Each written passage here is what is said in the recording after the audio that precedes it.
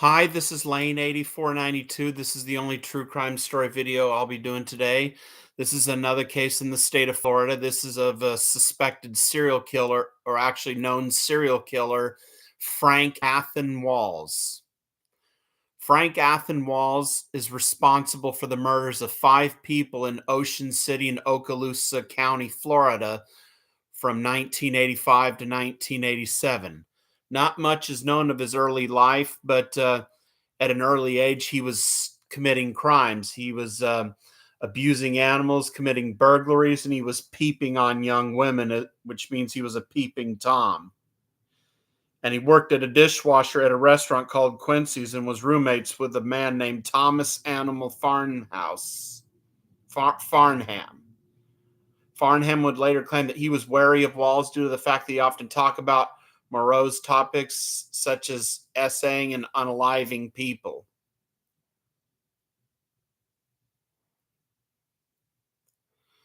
Now, his known killing spree would start on March 26, 1985, at the age of 17. On that date, he was on Okaloosa Island, and there he found a 19-year-old junior college student and sunbather, Tommy Lou Whidden, sunbathing there. That's when he went up to her and unalived her after he had slashed her throat, leaving her to bleed out. And then he stole her car, which was found on the following day parked behind a random building. And then on September 16th, 1986, Frank Athen Walls unalived another person, this time in the town of Wright in Okaloosa County, Florida, who was 24-year-old Cynthia Sue Condra. He had apparently stabbed her 21 times and then left her body at the side of the road.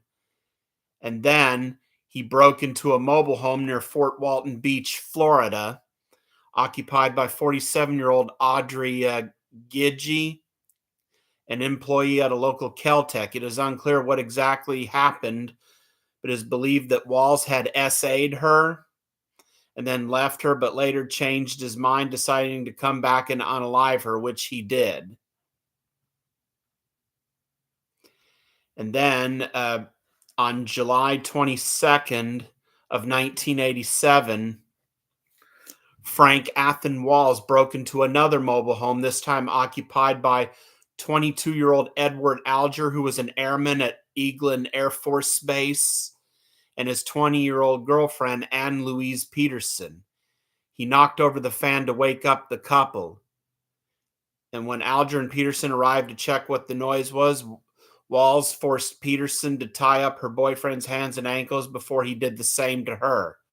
And at some point, however, Alger loosened up the bindings and attacked the couple. First, he killed Edward Alger, and then he assaulted his girlfriend, Ann Louise Peterson, and then he ended up unaliving her as well. And people were becoming worried when Edward Alger didn't show up for work at Eglin Air Force Base. An investigation would later lead to the arrest of Frank Athen Walls. And apparently he was put on trial only for the murder of Edward Alger and Ann Louise Peterson. He was found guilty of murdering the couple and sentenced to death.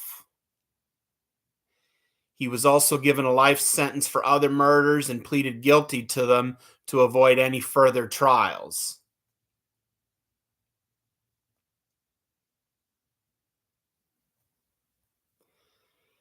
And of course, all of his appeals have been exhausted. Now, the detective who handled the case was Don Venson. He declared that what Frank Athen Walls did left a scar on the whole town of Ocean City. And of course, that detective, Don Venson, died in 2022. Frank Athen Walls is set for execution on December 18th of this year. That's a week before Christmas. It'll be the 19th execution this year in Florida, because yesterday Florida carried out the execution of Richard Barry Randolph, and I did a true crime video on him. And on December 9th, Florida will carry out the execution of Mark Allen Geralds, and I did a true crime video on him. And then on December 18th, Florida will carry out the execution of Frank Athen Walls. So far, Florida has broken its record on executions this year. This is Lane 8492. I have an associate's, bachelor's, and master's degree in criminal justice. Hope you enjoy this video and let me know what you think. Thanks.